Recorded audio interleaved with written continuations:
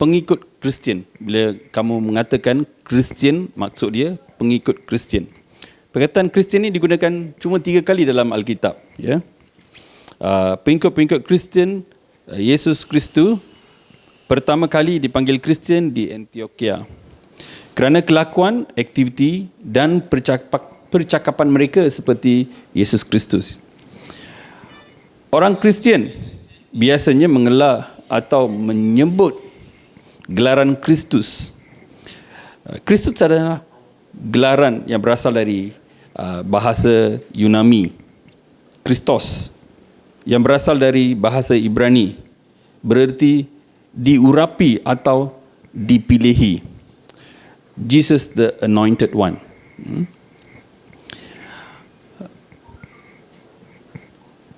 Tuhan memberi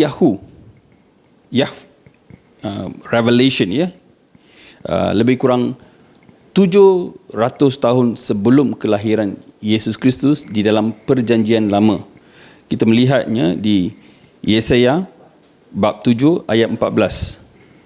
Tuhan sendirilah yang akan memberikan kepadamu suatu tanda, sesungguhnya seorang perempuan muda mengandung dan akan melahirkan seorang anak laki-laki, dan dia akan menamakan dia Immanuel.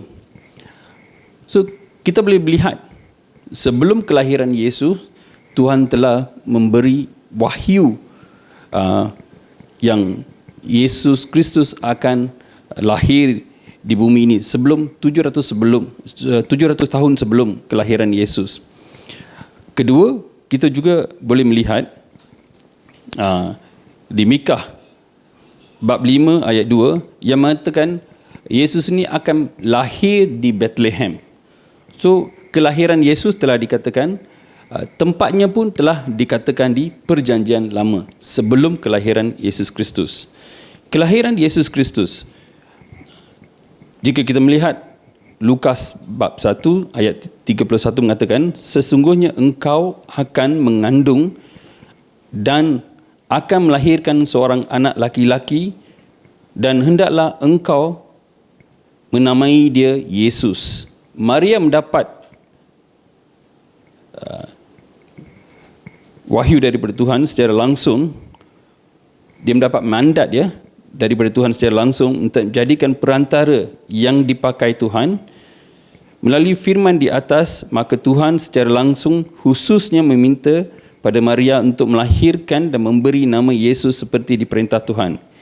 Yesus dilahirkan di dunia bukan daripada hubungan suami isteri seperti manusia biasa, tetapi dilahirkan kerana kejadian yang suci.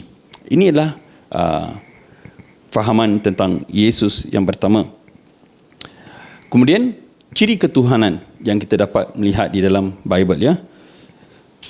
Sebelum dunia ini dicipta, firman sudah ada.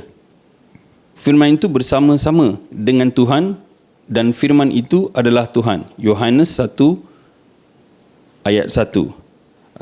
Biasa terangkan dalam bahasa Inggeris.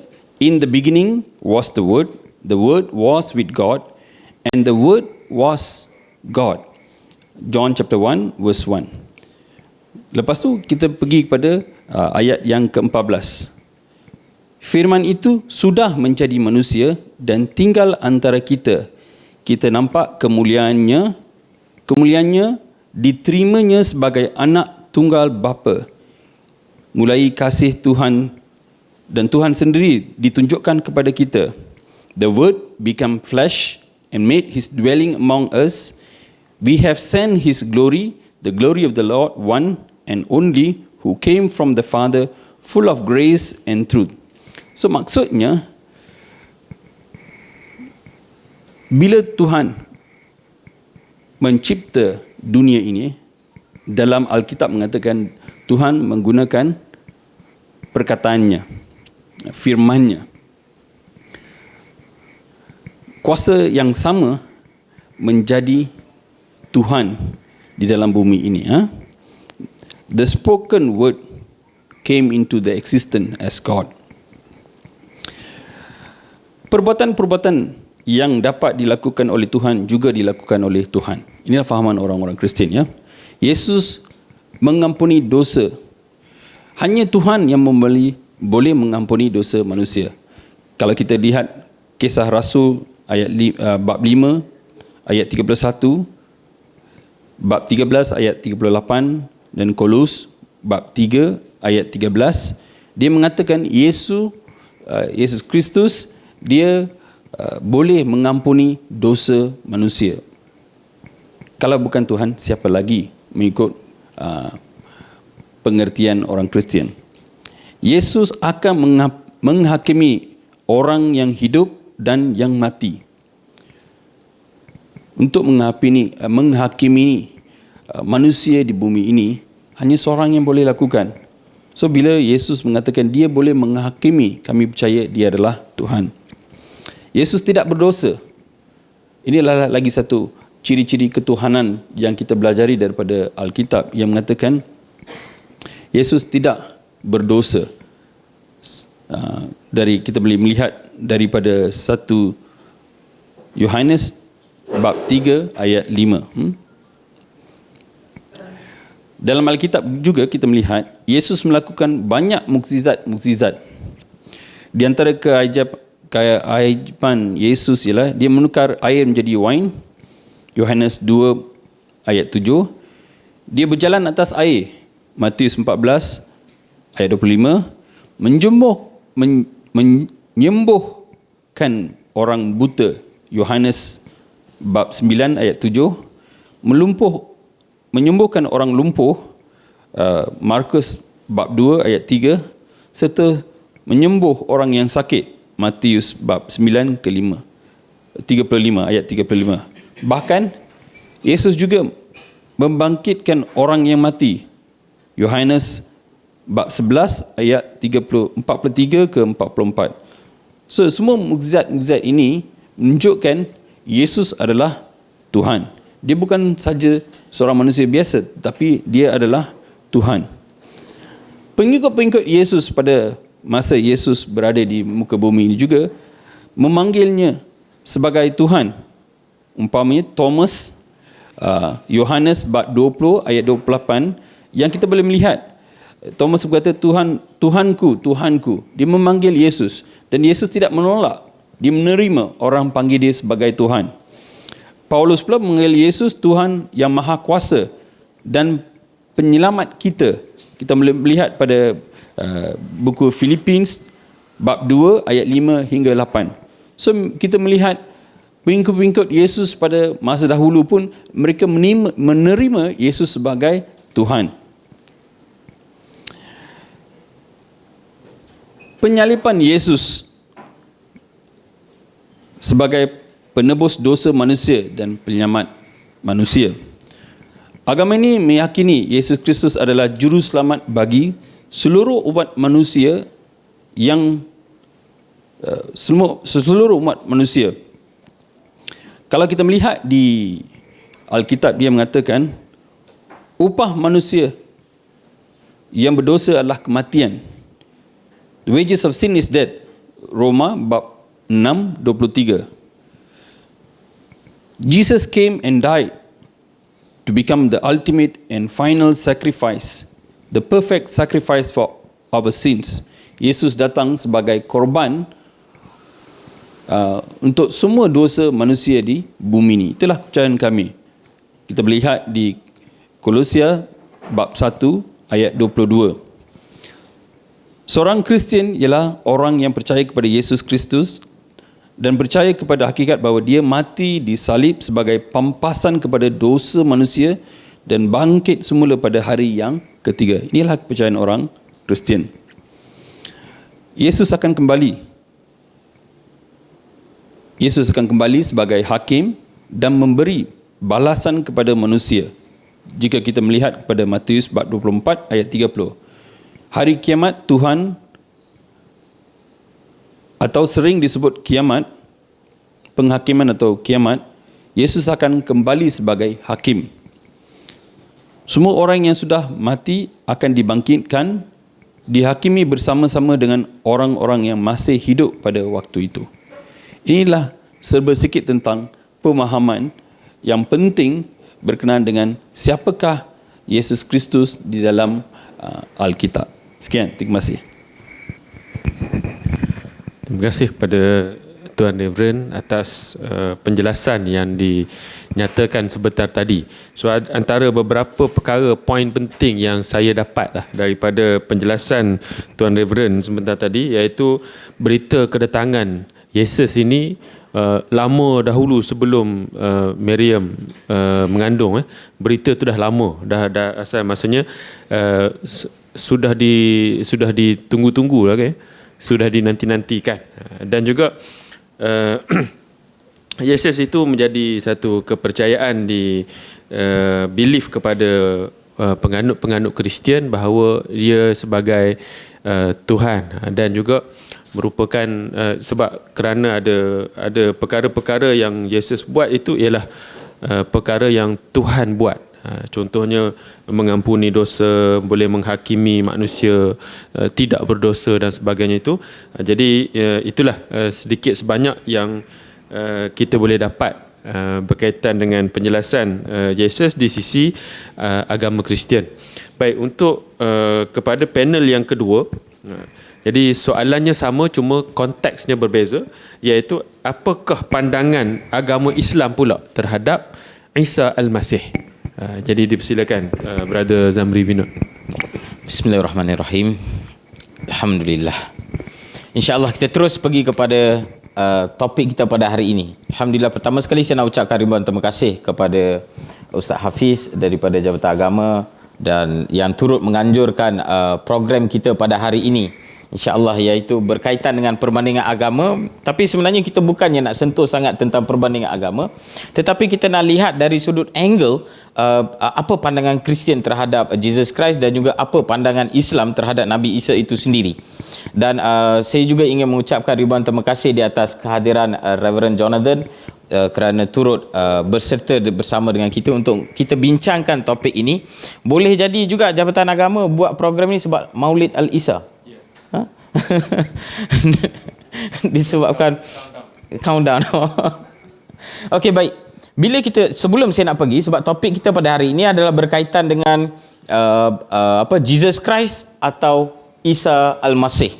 Okey, so sebelum saya nak teruskan lebih lanjut tentang topik ini, saya ingin nak memberi penjelasan kepada umat Islam, especially bila kita bercerita mengenai dengan Isa Al-Masih dan juga Jesus Christ. Ramai yang sebenarnya rasa mereka ini adalah dua orang yang berbeza.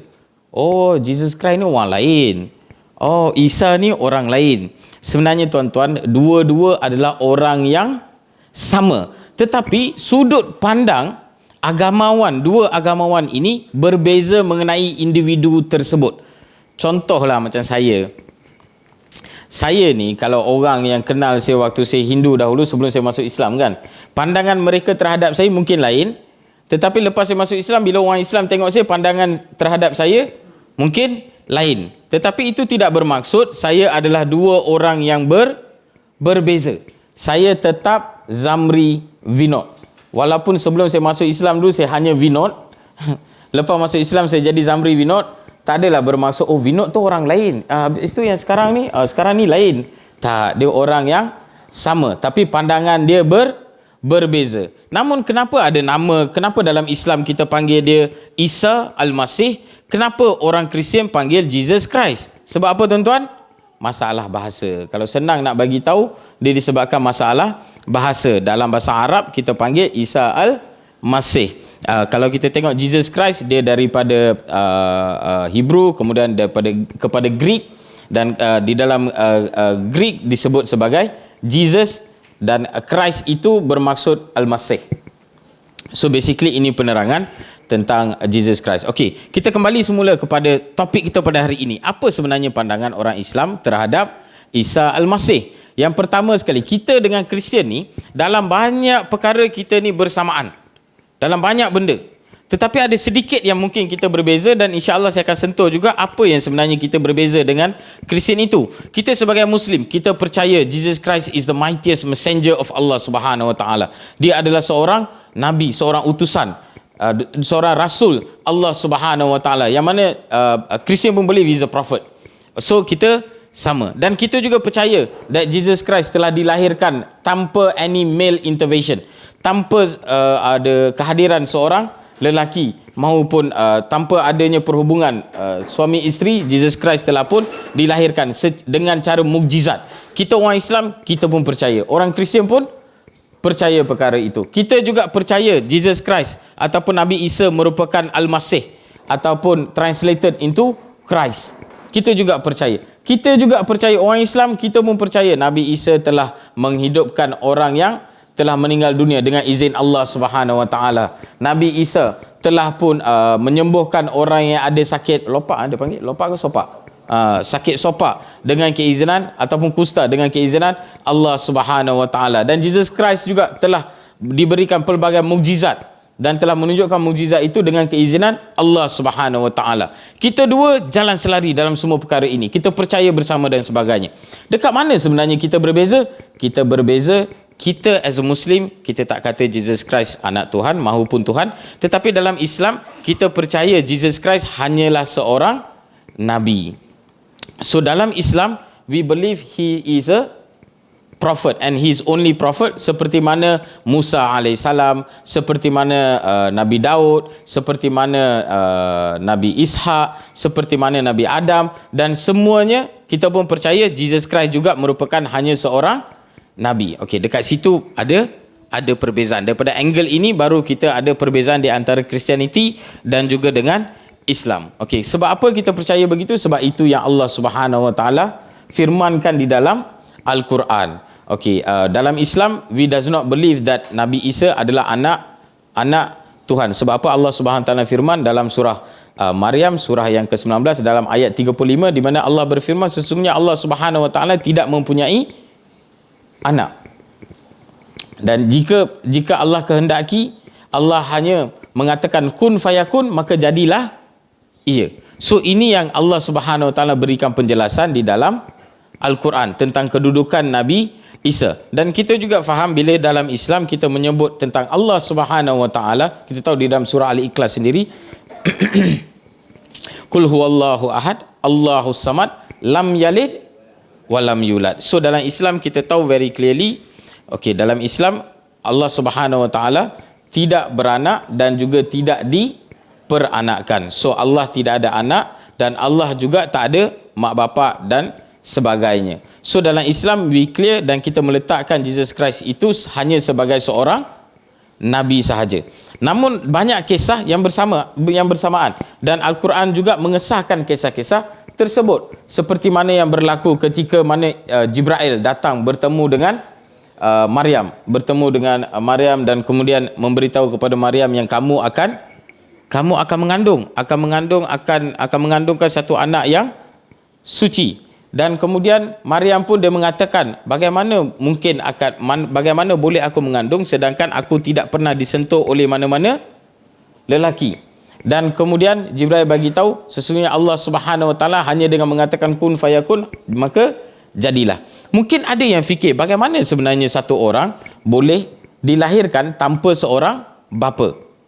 Dan perkara itu juga Allah Subhanahu Wa Taala memberikan jawapannya di dalam Al-Quran. Sesungguhnya persamaan di antara Isa itu adalah sama seperti Adam. So bagaimana Allah Subhanahu Wa Taala telah menciptakan Adam daripada tanah dan kemudian mengatakan kun fayakun, maka jadilah Adam seperti mana yang wujud, maka begitu jugalah di mana telah menjadikan Isa dan yang telah menjadikan Isa. Dan dalam ayat itu juga turut Allah Subhanahu Wa Taala mengesahkan sesungguhnya Allah Subhanahu Wa Taala telah menjadikan Isa itu sebagai tanda kekuasaan dan juga kebesaran Allah Subhanahu Wa Taala. So kalau kita lihat di dalam Islam, basically di antara Kristian dengan Islam, orang Kristian, basically agama Kristian, mereka mengatakan Jesus itu adalah anak ataupun sebahagian daripada Tuhan. Tapi di dalam Islam kita believe Jesus Christ, tetapi kita hanya mempercayai Jesus Christ itu hanya sebagai seorang Nabi sahaja dan tidak lebih daripada itu. Sekian, terima kasih. Terima kasih kepada Brother Zamri Vinod atas penyampaian penerangan sebentar tadi berkaitan dengan Isa Al-Masih. Rupanya perbezaan dari sudut bahasa sahaja. Jesus Christ dengan Isa Al-Masih rupanya maknanya sama. Jadi Cuma kita tengok ada perbezaan, ada persamaan dan ada perbezaan antara kepahaman ataupun sudut pandang terhadap Yesus dan juga Isa ini. Dari sudut Kristian menganggap dia sebagai sebahagian daripada Tuhan, dan bagi Muslim melihat dia sebagai setakat Nabi, setakat sebagai Rasul, tidak lebih daripada itu.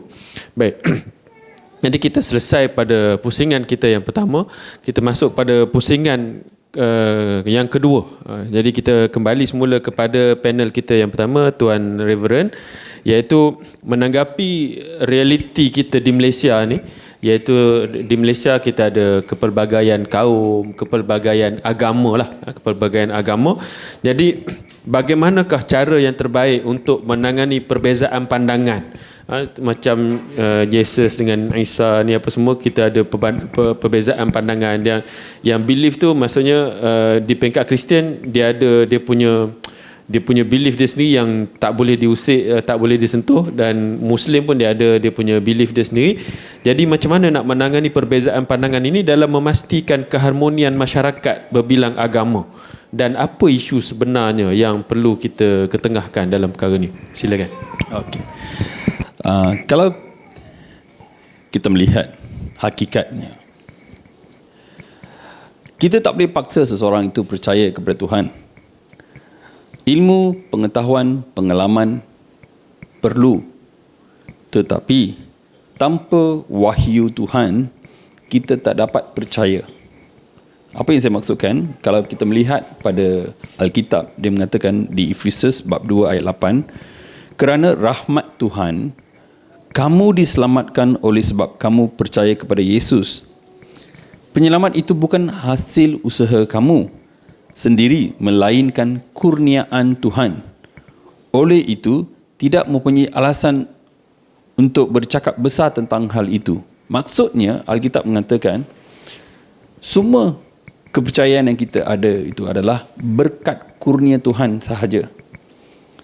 So, bagi saya, kalau saya baca Bible, jika tiada kurniaan Tuhan atau berkat Tuhan, ia menjadi satu buku teks macam buku cerita itu sahaja, tak lebih dari itu. Walaupun saya mahu percaya, tak mampu percaya, melainkan faktor Tuhan, kurniaan Tuhan, rahmat Tuhan itu, baru saya dapat memahami, mendalami kepercayaan saya kepada Tuhan. Pertama.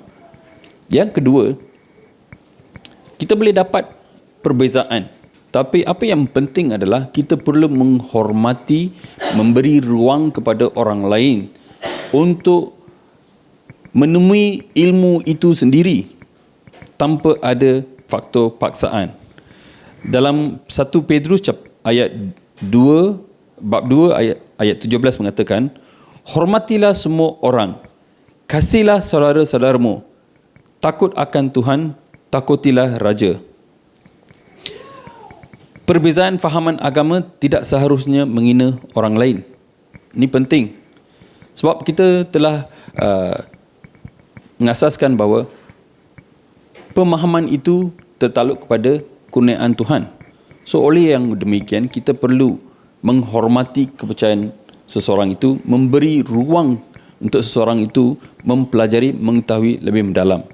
Okay. Roma bab 12 ayat 3 hingga 8 berkatakan, berdasarkan kasih kurnia yang dianugerahkan kepadamu, aku berkata kepada setiap orang di antara kamu, janganlah kamu memikirkan hal-hal yang lebih tinggi daripada apa yang patut kamu fikirkan, tetapi hendaklah kamu berfikir begitu rupa sehingga kamu menguasai diri menurut ukuran ilmu imam yang dikurniakan Tuhan kepada kamu masing-masing. Kita tidak boleh menghina sesiapa. Kita tidak boleh memikirkan kita lebih mengetahui. Pada hari ini bila kami berada di sini pun, kami bukannya pakar rujuk. Kami masih belajar. So kami menerangkan apa yang kami telah mengetahui, itu sahaja. So kita belajar bersama-sama. Kita tidak boleh menghina ataupun kita tidak boleh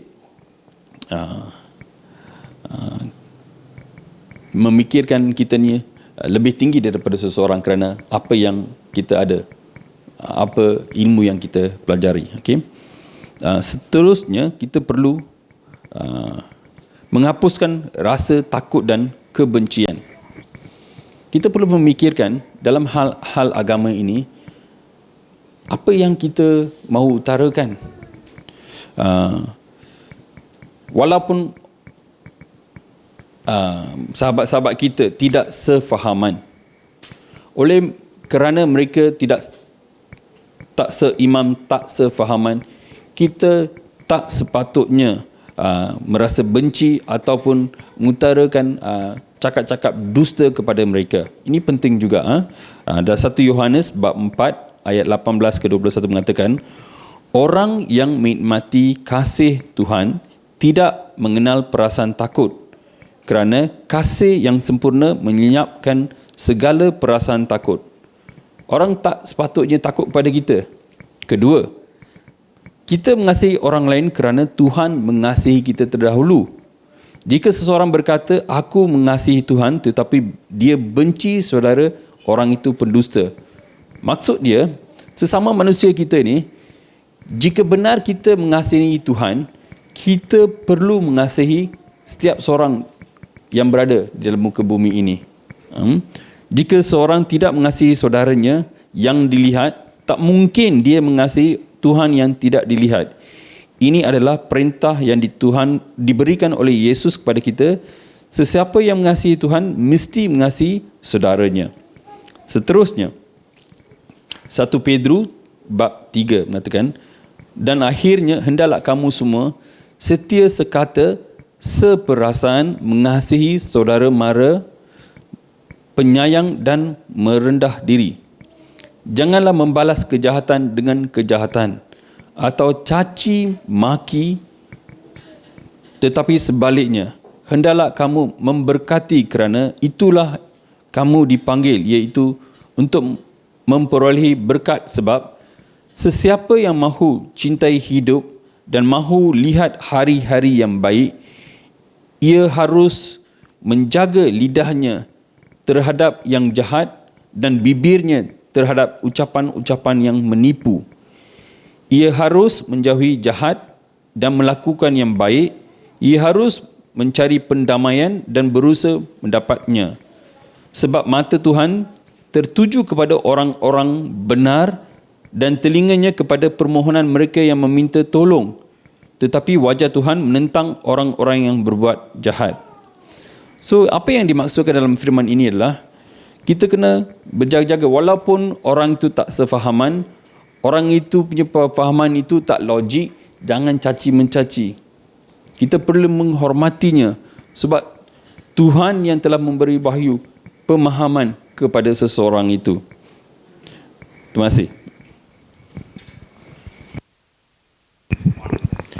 Terima kasih kepada Tuan Yonaden, Tuan Reverend atas huraian beliau sebentar tadi, iaitu ada beberapa poin lah yang saya dapat, yang sempat saya catatkan, iaitu kita punya belief, kita punya kepercayaan yang mana kita yang ada pada kita itu adalah berkat daripada Tuhan lah, kurniaan daripada Tuhan. Dan kita perlu saling menghormati, saling memberi peluang kepada orang lain supaya orang itu dia menemui satu-satu ilmu, satu-satu kepercayaan, satu-satu pegangan itu ialah tanpa dengan sebarang paksaan. Dia faham, dia dapat perkara itu sendiri daripada usaha dia dan daripada yang paling penting tadi berkat Tuhan. Kemudian kena tanamkan kasih sayang yang sempurna supaya kita tidak berlaku kebencian, tidak saling memusuhi antara satu sama lain. Dan berbeza agama, poin paling besar sekali, berbeza agama bukan satu tiket untuk kita menghina orang yang berbeza dengan kita lah, mana-mana pihak pun. Jadi kita kepada panel yang seterusnya, iaitu Brother Zamri Binod. Kita hari ini 22 Disember. Jadi kita ada countdown beberapa hari lagi ni, 25 Disember, hari Christmas. Menjelang Christmas ini boleh jadi berkaitan, boleh jadi tak berkaitan, tapi dengan rakyat Malaysia semua confirm kita cuti umum. Jadi bagaimanakah nak menunjukkan rasa cinta, kasih kepada Isa ini menurut Islam? Adakah dengan kita menyambut Christmas sama ataupun yang berkaitan lah untuk kita tunjukkan rasa cinta dan kasih ini? Silakan. InsyaAllah. Soalan yang cukup baik. As a Muslim, bagaimana sebenarnya kita nak menunjukkan cinta dan kasih kita kepada Jesus Christ ataupun Isa Al-Masih? Yang pertama sekali saya nak ingatkan kita semua, no Muslim a good Muslim. Iman seseorang Muslim itu tidak sempurna selagi mana dia tidak beriman dengan Nabi Isa. Sebab apa saya katakan demikian?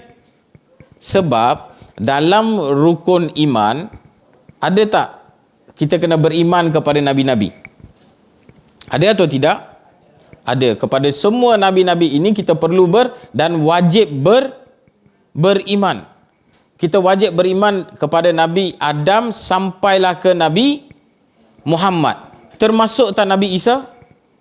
Termasuk Nabi Isa. So kita semua kena beriman dengan Nabi Isa. Beriman. Apa yang kita perlu beriman? Kita perlu beriman sesungguhnya Allah Subhanahu Wa Taala pernah mengutuskan Nabi Isa seperti mana Allah Subhanahu Wa Taala mengutuskan Nabi Adam, Nabi Musa, Nabi Ibrahim, Nabi Ishak, dan termasuk Nabi Muhammad. Begitu juga Allah Subhanahu Wa Taala telah mengutuskan Nabi Isa, dan kemudian Allah Subhanahu Wa Taala telah berikan kepada Nabi Isa kitab untuk kaum tersebut.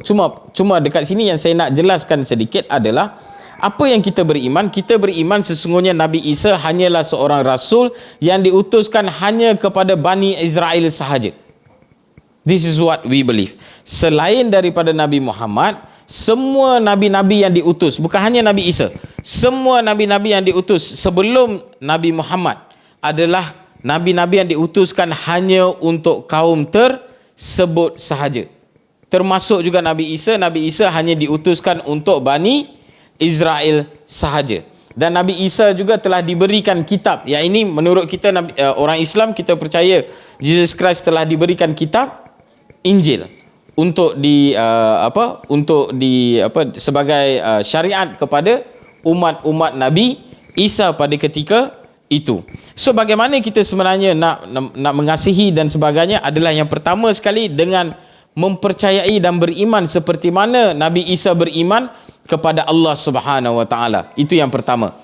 Dari sudut syariatnya kita perlu ikut syariat Rasulullah sallallahu alaihi wasallam, sebab Rasulullah sallallahu alaihi wasallam adalah rasul atau nabi yang telah diutuskan untuk umat akhir zaman, termasuk kita, bukan hanya untuk sesuatu kaum tetapi untuk semua manusia selaku nabi yang terakhir.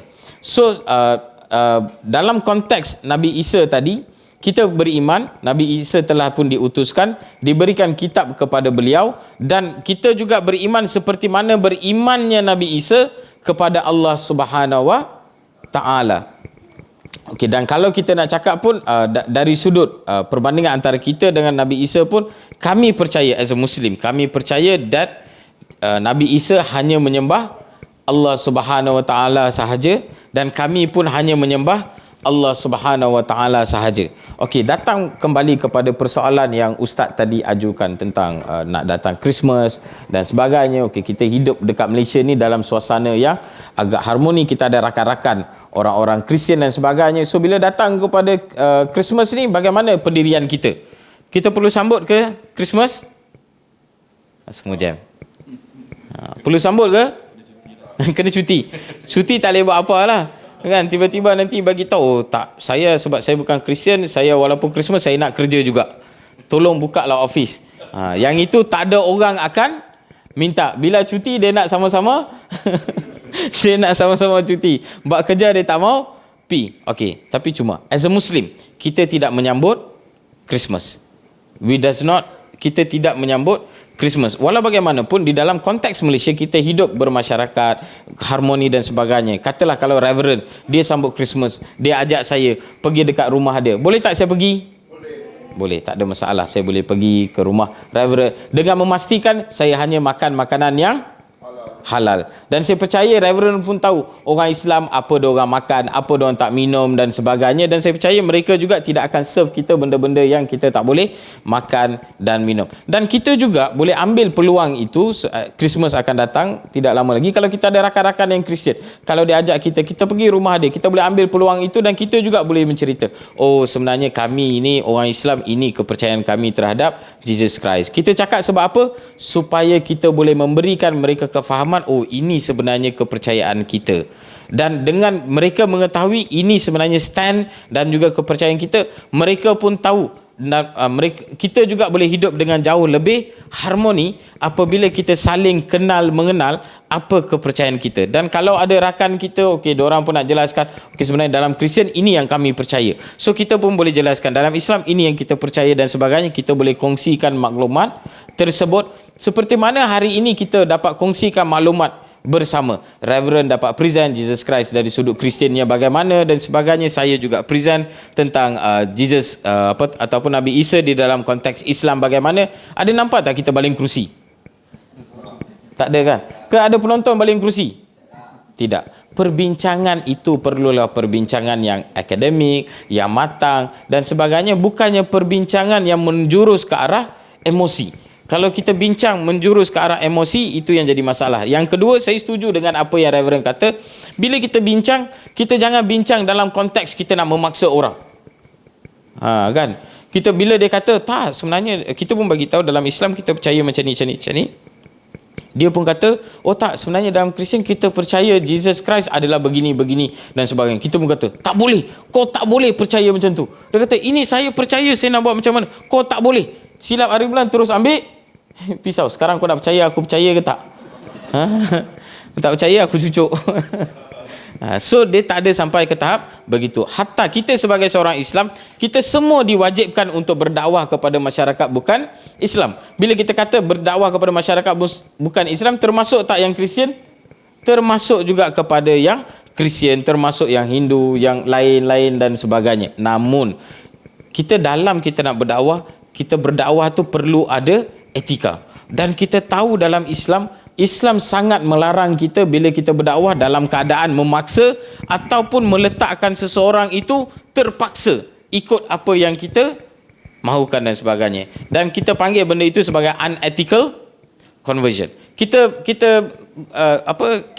sesungguhnya kita orang Islam, kita langsung tidak bersetuju dengan apa-apa unethical conversion, tetapi dengan memberikan pengetahuan kita kepada masyarakat bukan Islam dengan share. Kalau kita pergi Christmas, kita bagi tahu ini sebenarnya kepercayaan kita dan sebagainya. Sedikit sebanyak kalau mereka ada salah faham itu juga dapat dirungkaikan. Dan mungkin dengan asbab itu akan menjadikan kita jauh lebih kenal mengenal di antara satu sama lain. So saya percaya bila datangnya Christmas nanti, kalau ada rakan yang ajak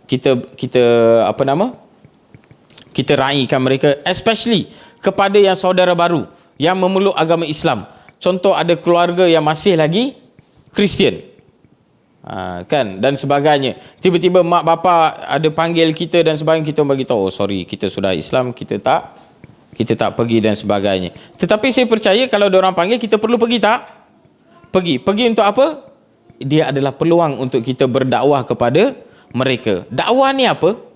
Kadang-kadang ada orang dia tak faham. Saya nak sedikit penjelasan. Ada orang dia tak faham. Dia ingat dakwah ni adalah pergi convert orang.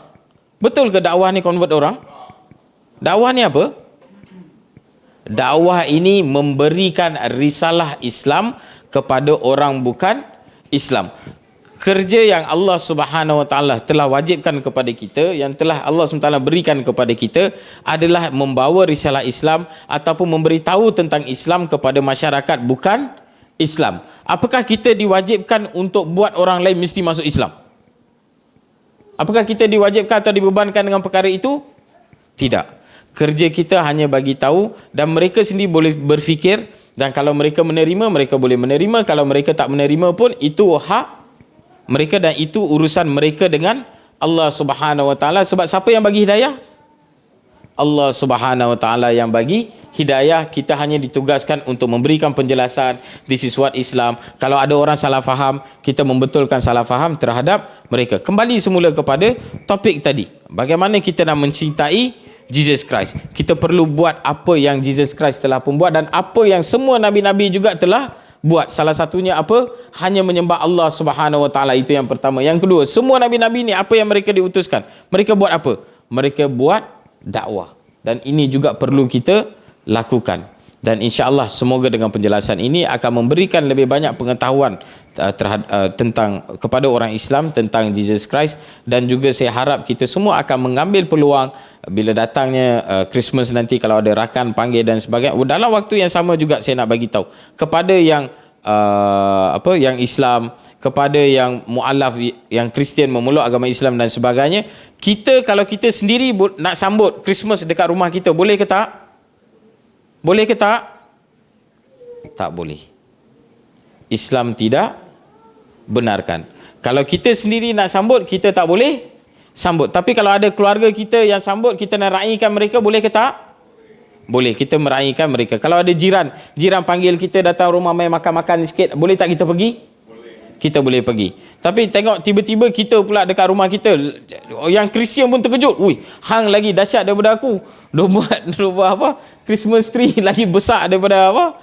Daripada dan sebagainya. Kita tak boleh menyambut Christmas, tetapi kita boleh meraikan orang yang menyambut Christmas. Semoga dengan itu memberikan sedikit penjelasan kepada kita tentang keadaan tersebut. Wa akhiru da'wana assalamualaikum warahmatullahi wabarakatuh. Terima kasih kepada Brother Zamri Vina atas penyampaian yang penerangan penjelasan yang dikemukakan sebentar tadi. Jadi kita masuk kepada pusingan yang ketiga, iaitu soalan yang dikemukakan daripada audien lah. Jadi kita minta kalau ada satu dua soalan yang bertulis. Baik. Sendiri tulis. Ini daripada audien lah.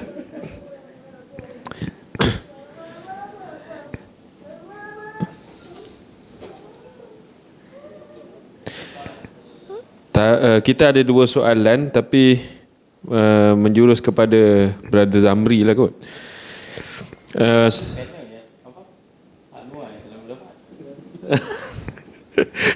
Okey. Soalan pertama, sebagai seorang Muslim, bolehkah kita mengucapkan Merry Christmas? Kemudian yang soalan seterusnya, ini pun saya tengok soalan ni lebih kepada Brother Zamri juga, sebab ditujukan kepada Muslim. Orang bukan Islam tak boleh sebar agama depa, tapi Islam boleh sebagai Muslim. Adakah ini adil?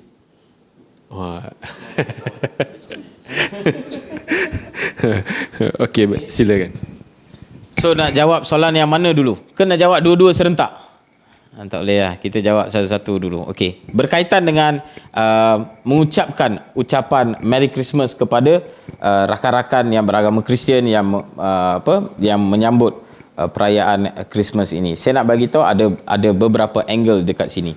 Okey, ada di kalangan para the scholars, di kalangan para alim ulama, mereka mengatakan dalam Islam kita tidak dibenarkan untuk mengucapkan Merry Christmas. Okey, dalam konteks kebanyakannya daripada ulama-ulama Saudi dan sebagainya, mereka mengambil konteks begitu. Namun sekarang ni kita nak bagi tahu konteks ataupun uruf di Malaysia. Jawatankuasa Fatwa Kebangsaan dan sebagainya telah pun membenarkan kita untuk kita mengucapkan selamat hari perayaan kepada mereka. So kalau saya akan ambil jalan yang selamat. Saya akan bagi tahu, saya tak akan cakap Merry Christmas dan sebagainya. Saya akan ucap selamat hari raya, selamat happy, semoga kamu be happy with your family dan sebagainya. Kita boleh memberikan ucapan-ucapan yang baik kepada rakan-rakan kita. Kalau ada yang mengambil pendekatan dia tidak mahu menyatakan Merry Christmas, sebab ada yang mengatakan jika kita mengatakan Merry Christmas, dia seolah-olah kita juga mengakui yang sesungguhnya Jesus itu adalah anak Allah Subhanahu Wa Taala. So kalau mereka rasa mereka tidak mahu menjurus ke arah itu, kita still boleh juga ucap. Kita boleh ucap dengan selamat menyambut perayaan anda, ataupun kita boleh ucapkan semoga happy bersama dengan keluarga dan sebagainya. Walau bagaimanapun Jawatankuasa Fatwa telah pun membenarkan kepada orang-orang Islam, Jawatankuasa Fatwa Kebangsaan membenarkan orang Islam untuk mengucapkan selamat hari perayaan kepada mereka-mereka yang menyambut dalam konteks negara Malaysia. Semoga itu memberikan sedikit penjelasan. Dan soalan kedua tadi berkaitan dengan dekat Malaysia ni Muslim adil tak? Orang bukan Islam tak boleh sampai ke ajaran apa? okey, kalau kita lihat dekat Malaysia ini, mungkin ada pihak yang merasakan dia tidak adil. Sebab apa tidak adil? Dekat Malaysia ini orang Islam boleh dakwah kepada orang bukan Islam, tak kira dia Kristian ke, dia Hindu ke, dia siapa ke, semua dia boleh dakwah. Tapi orang bukan Islam tak boleh dakwah pula dengan orang Islam, ataupun tak boleh dayah, ataupun tak boleh, mereka tidak boleh sampaikan agama mereka kepada orang Islam. Dan orang rasa adil ke ini? Okey, pandangan saya peribadi tentang perkara ini mungkin berbeza dengan perundangan yang dah ada. Namun kita kena faham satu perkara, ianya adalah masalah perundangan negara. Adakah undang-undang itu dibuat oleh One Center Malaysia? One Center Malaysia ke yang buat undang-undang tu? Bukan. Zamri Vinod ke yang buat undang-undang tu? Tidak. Dan ada juga undang-undang di Malaysia yang mana saya as a Muslim, saya kurang bersetuju as a Muslim. Contohnya bila datang dekat Malaysia ini yang mana ada banyak perkara, banyak agensi-agensi termasuk dengan perbankan, pinjaman-pinjaman yang ada tak kaitan dengan riba dekat Malaysia? Ada ke tak? Ada. Benda tu adakah menyalahi undang-undang Malaysia? Tidak. Betul ke tak? Tapi dia menyalahi tak undang-undang agama, syariat agama? Menyanggahi. So adakah saya bersetuju dengan benda tu? Saya tak bersetuju. Walaupun mereka ada yang mengatakan, walaupun kita declare Malaysia adalah negara yang berteraskan Islam dan sebagainya, walau bagaimanapun we cannot do anything sebab itu adalah masalah perundangan dan sebagainya. Okey, walau bagaimanapun bila saya berjumpa dengan rakan-rakan yang bukan Islam, yang mana mereka mengatakan kami sebenarnya kalau nak buat dayah tak boleh, kalau nak sampaikan agama kita tak boleh dan sebagainya, saya selalu bagi tahu dekat diorang, One Center Malaysia, we are open for any discussion. Kalau ada orang Kristian, kalau ada orang Hindu dan sebagainya, tak kira agama apa saja, kalau dia nak datang, dia nak present agama dia dekat sini, dia boleh datang present dan agama dia dekat sini. Dekat Malaysia ni kita boleh jadikan One Center Malaysia ni macam speaker corner. Speaker corner, you datang, you nak sembang, you boleh sembang, dan kemudian kita boleh ada dialog, kita boleh tanya soal jawab dan sebagainya. Walau bagaimanapun One Center Malaysia di bawah pengelolaan kami, saya boleh buat begitu. Tapi boleh tak saya bercakap bagi pihak orang lain? Tak boleh. Sebab tempat lain bukan di bawah seliaan saya. So kalau ada orang nak datang nak present dekat sini, I have no problem, we are open for discussion. We are open for discussion, tetapi saya tak boleh cakap benda itu orang lain juga perlu buat dan sebagainya. Dalam waktu yang sama, bila kita hidup dekat satu negara, sama ada kita suka ataupun tidak, kita mesti mematuhi perundangan negara tersebut. Betul ke tak? Kalau kita tidak bersetuju dengan perundangan negara tersebut, apa pilihan yang kita ada? Satu, kita pergi ke tempat yang mana kita boleh ubah perundangan tersebut, ataupun kita cari tempat yang boleh ikut undang-undang apa yang kita nak. Saya nampak itu je dua pilihan yang kita ada, because we by individual sangat sukar untuk kita mengubah undang-undang tersebut sama ada kita setuju maupun tidak. Semoga yang itu memberi sedikit penjelasan kepada kita semua. Ada sedikit tambahan Brother Zamri sebelum kita pergi pada panel Tuan Jonathan. Bolehkah bergambar dengan pokok Christmas dengan sebab bangga ataupun setuju dengan sambutan Christmas? Kita pergi rumah kawan-kawan tadi ni, dijemput ni, jadi kita pergi bergambar pula dekat Christmas tree dan sebagainya. Okey, untuk saya nak jelas, mungkin Reverend juga boleh sahkan apa yang saya nak cakap ni. Sebenarnya pada pandangan saya lah, waktu peringkat awal ni sebenarnya Christmas tree tak ada, nothing to do with the religion concept. Christmas tree itu bukan datang daripada religion concept, termasuk juga Santa Claus. Santa Claus pun sebenarnya tak ada dalam religion punya konsep. Dia telah menjadi satu adaptasi budaya yang telah dibawa masuk. Am I correct? Cerita dongeng, ya betul. Dia punya kisah tentang Santa Claus dan sebagainya yang telah dibawa masuk, dan dia hari ini dia menjadi sekadar satu adat yang mana digunakan oleh semua penganut-penganut Kristian.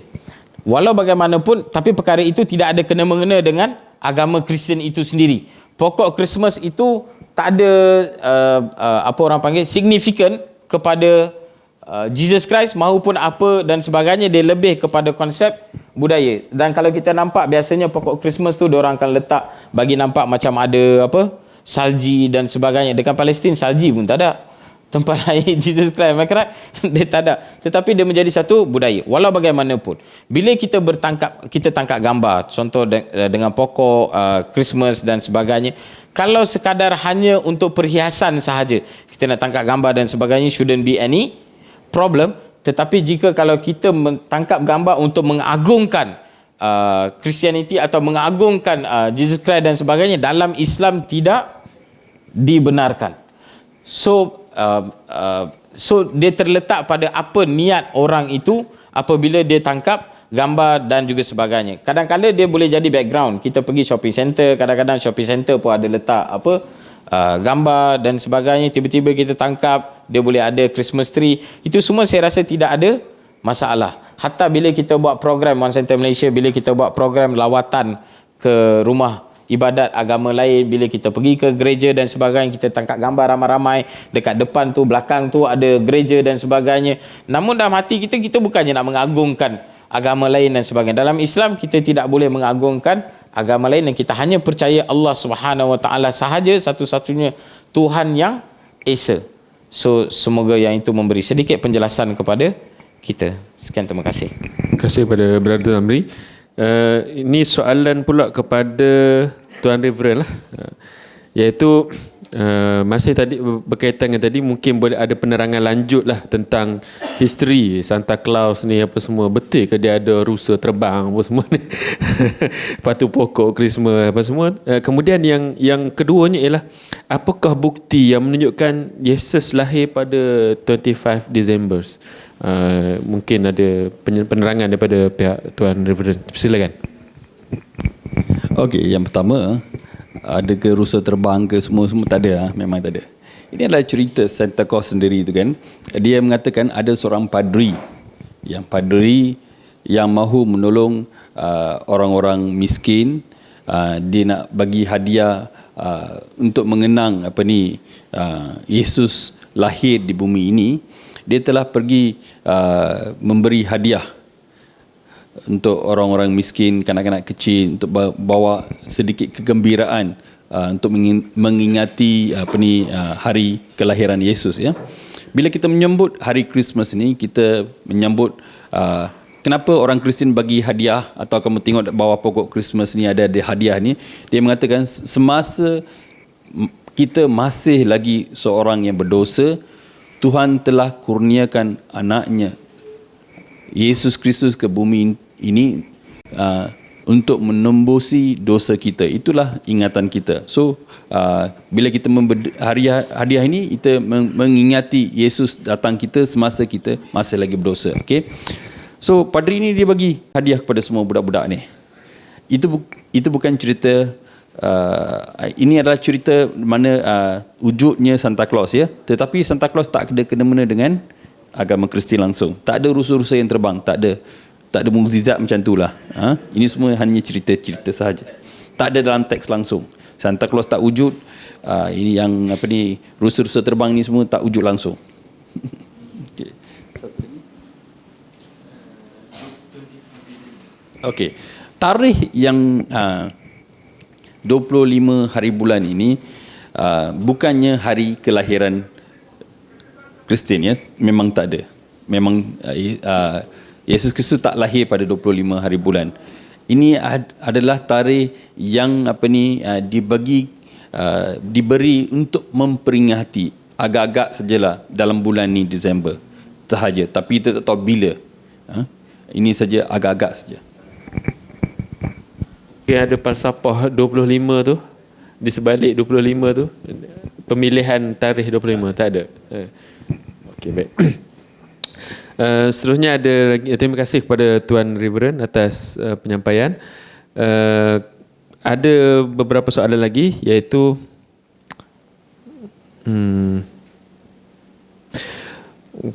tapi ni agak complicated jugalah. Saya tak pasti Tuan boleh itu. Okey, soalan pertama, adakah Tuhan itu manusia menurut Kristian? Yang kedua, menurut Kristian, Yesus adalah Tuhan. Jadi adakah Yesus yang menciptakan Maryam? Okey, dalam soalan yang baik perlu difikirkan. Di dalam Alkitab dia mengatakan Yesus berada sebelum dunia ini dicipta. Okey, dalam Alkitab mengatakan dia memang ada semasa dunia ini diciptakan. So bila kamu menanya kepada saya, adakah Yesus mencipta? Yesus tidak mencipta Maryam, tetapinya kita melihat dia melahir sebagai manusia biasa di bumi ini. Penciptaan maksudnya belum pernah ada sebegitu. So perlu faham yang itu. Satu lagi soalan.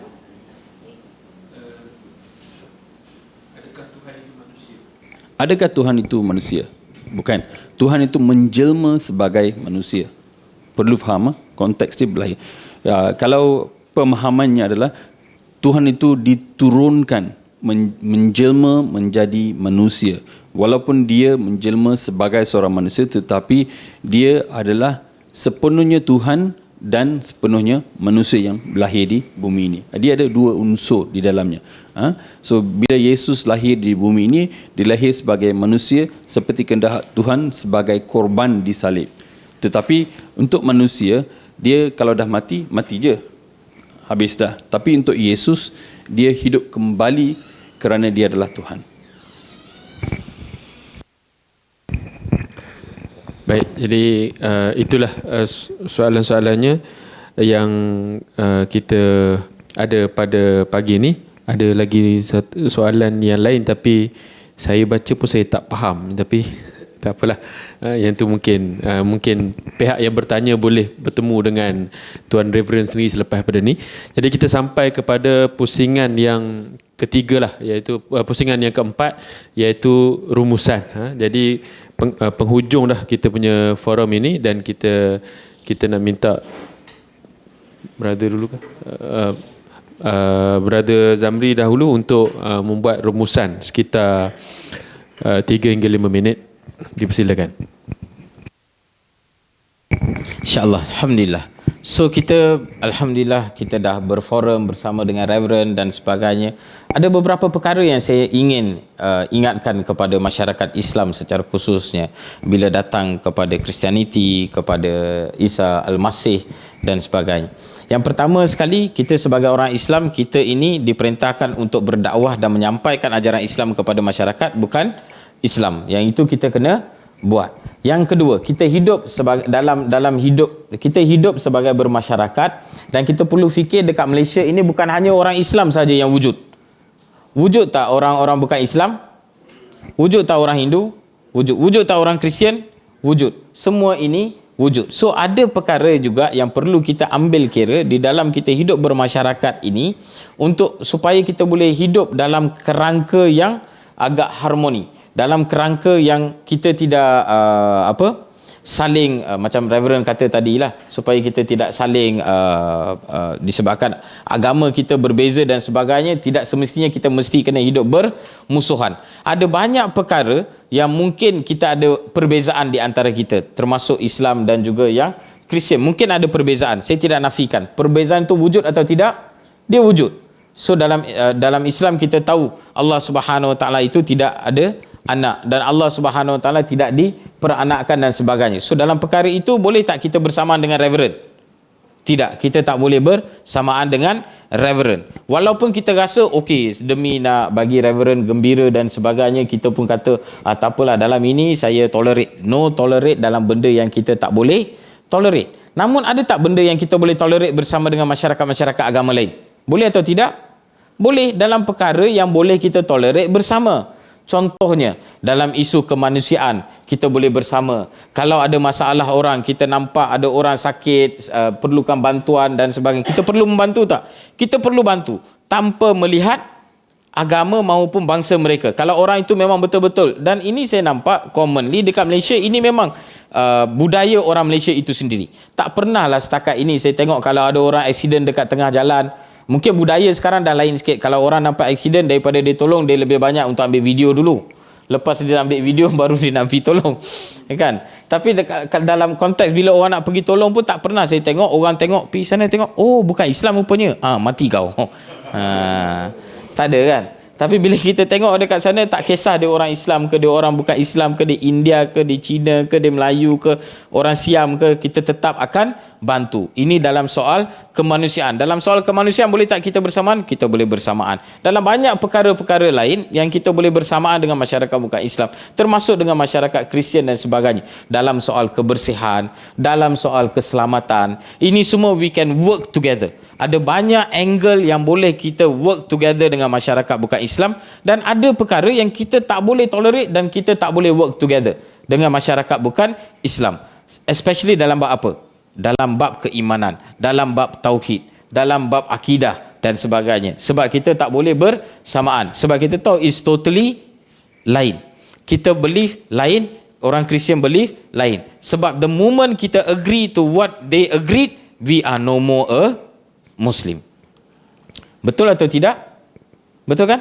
The moment we believe what the Hindu believe, contoh, saya bagi contoh. The moment we believe what the Hindu believe, are we a Muslim? We are no more a Muslim. The moment we believe what the Christian believe, are we a Muslim? We are no more a Muslim. The moment we believe what the Buddhist believe, are we a Muslim?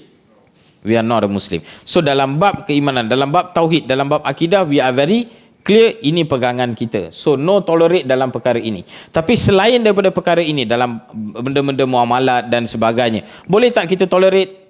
Boleh. Kalau kita nak makan makanan orang India, boleh ke tak? Ada masalah ke makan tosai? Ada masalah ke? Tak ada. Kan tak ada orang tiba-tiba nak makan tosai tanya, tosai ni dah sembelih belum? Tak perlu sembelih. Betul ke tak? Okey, kalau kita nak makan makanan yang berkaitan contoh macam ikan dan sebagainya, ikan boleh tak kita makan? Boleh ke tak? Kalau orang India masak ikan, boleh kita makan? Boleh ke tak? Sebab ikan perlu sembelih tak?